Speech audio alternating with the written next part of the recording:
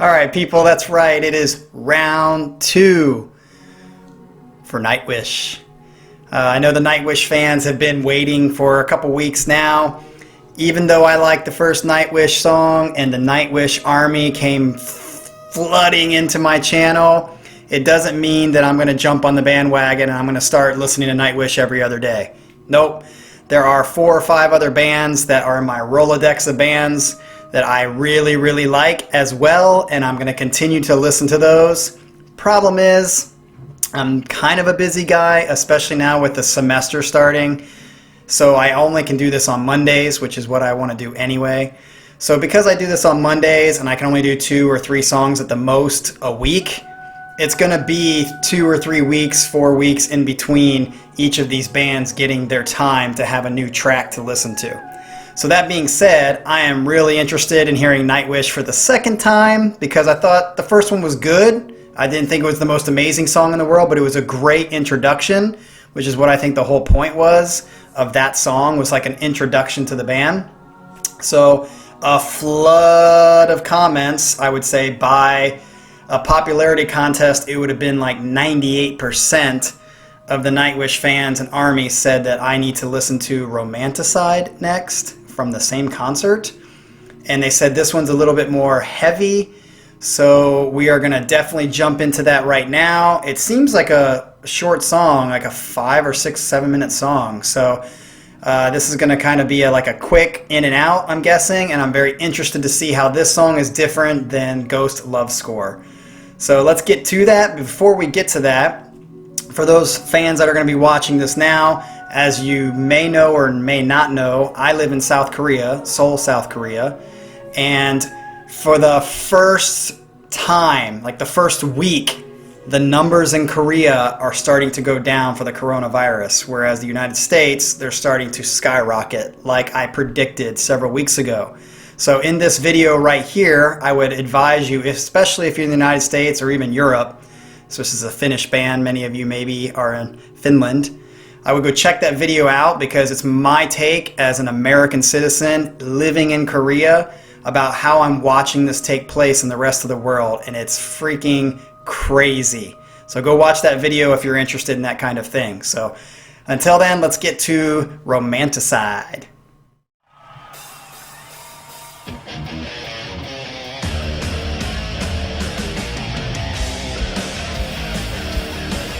Sounds like Metallica a little bit. Da-na-na-na-na, da-na-na-na-na.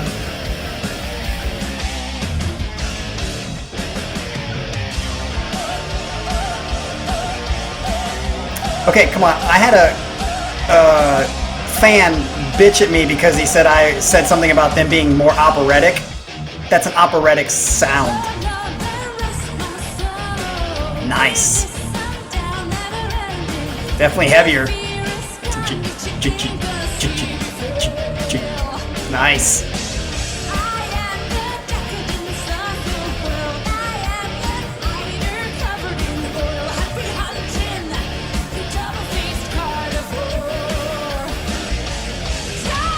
Oh, nice. Double. Nice stop there. Yeah, he's getting into it. I love their stage presence. Their stage presence is great. Very active.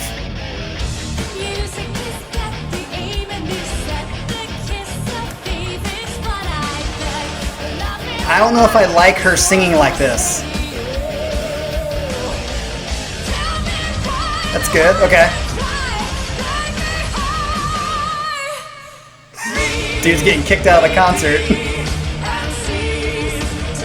Nice jungle groove. Halftime. So you split it into half. Good subdivision. Ooh, I like that voice part. Bass player.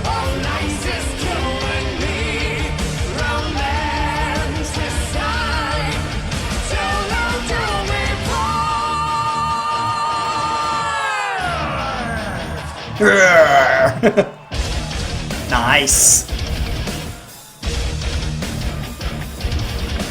It's great. This is very Opeth-like.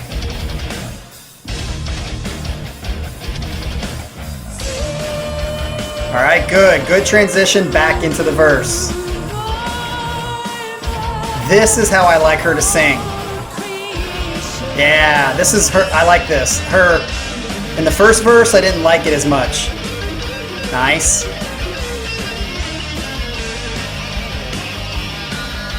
Nice pinch harmonics and bend.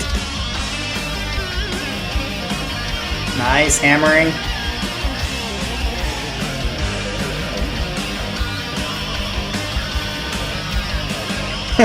Fans mimicking.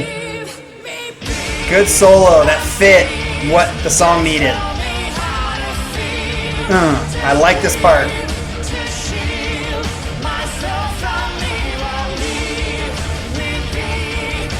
The horns.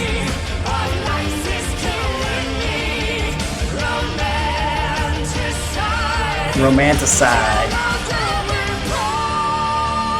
Oh, that sounds great. Those two together sound... Damn, to do that live... He's like... Good. To do that, like, dip together in harmony live? Yes. Check.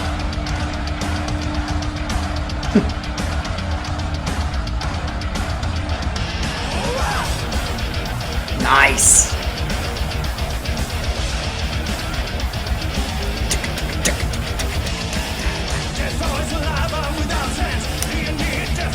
Ooh, bass player can sing. See, for this kind of music, yeah, I prefer him singing that verse like that than her. Except when she does that. Yeah, I would say he should be singing these verse parts and not her. I mean, she sounds okay, but I prefer what he sounds like on that kind of like...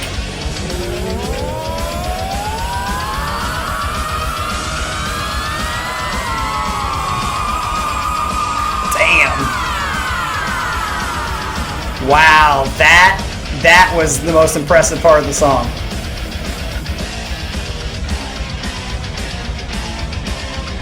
Damn.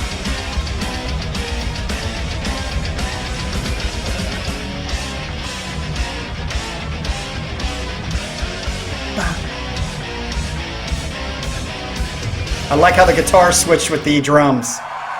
Alright, so that was definitely a different side of them, which is what the fans kind of said it would be.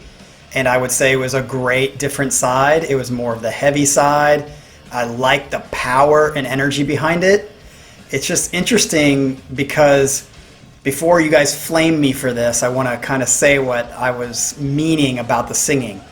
So her singing in the verse at the beginning and a little bit in the second, and I said I prefer the bass player's sound to that. I don't think that that's like a skill thing. I think that that's just a preferential choice thing. Like her, when you're kind of talking / singing, that kind of verse singing was what they were kind of doing in the first and the second verse versus her like melodically singing the notes. I would prefer more of like a growling man-ish sound than like a girl doing that. So I think he sounded better. This is just a preferential thing, not that she can't do that or something. So the second thing about that is I think I'm quite surprised how good the bass player sounds when he sings. So they've got at least two really good singers in the band.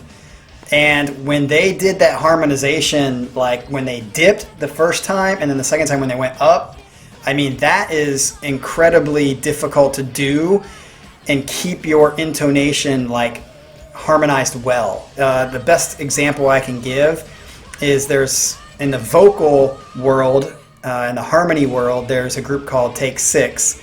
And Take 6 does this kind of stuff with 6 different voices where they start low and they go up. It's a very jazzy kind of like, and to keep 6 voices when you're kind of going up in that different kind of range, to keep them all kind of intonated perfectly is next to impossible. So much to say.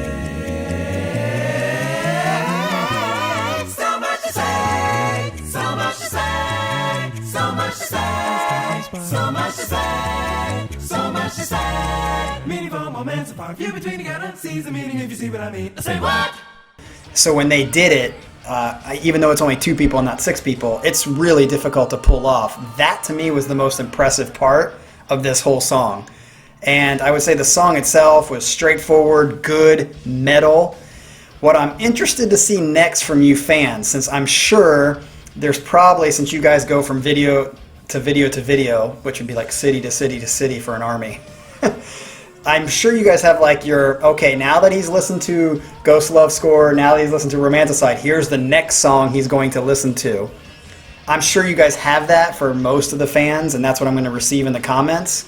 What I would like to do, unless it's one and the same, I want to switch this up.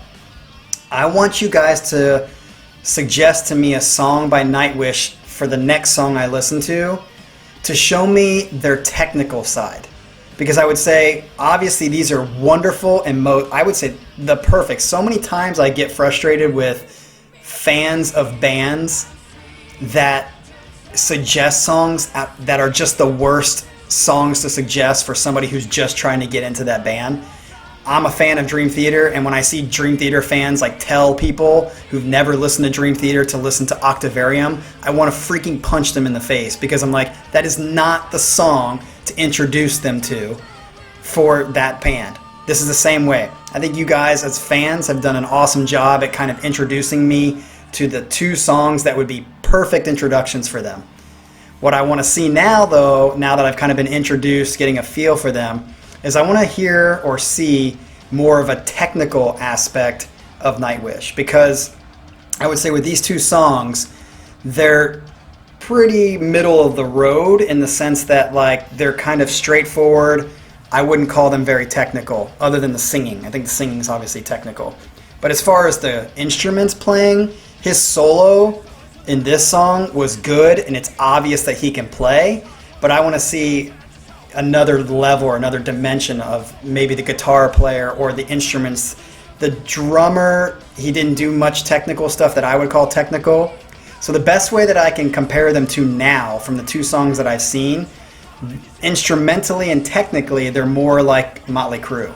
So like Motley Crue does like a basic 16th note double bass pattern every once in a while. His drumming's kind of, it's in the pocket, but it's not very technical.